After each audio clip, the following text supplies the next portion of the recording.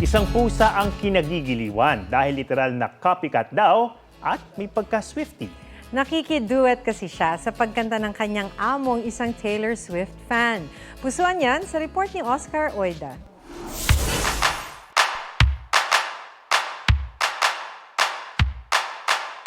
Lagi raw nakabuntot ang fur baby na si Ichigo sa kanyang fur mom na si Mika.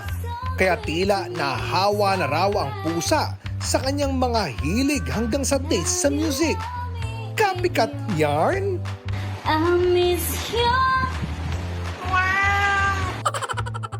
Kwento ni Mika, bilang isang certified Swiftie, madalas niyang kantahan ng Taylor Swift songs ang alaga. At nang minsan niyang kuhanan ito ng video, si Ichigo nakiduet. You're sweet.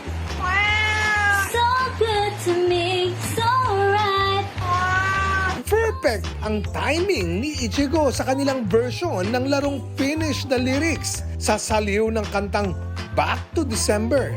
Now you have me in your that September. First time you ever saw me. At para kumpleto ang performance, syempre, spot on din ang pusa hanggang sa eye contact. Viral ito sa social media at dinagsari ng mga netizen ang tila online pusabog na concert. You're sweet. So good to me. So right. Oscar Oida, nagbabalita para sa GMA Integrated News.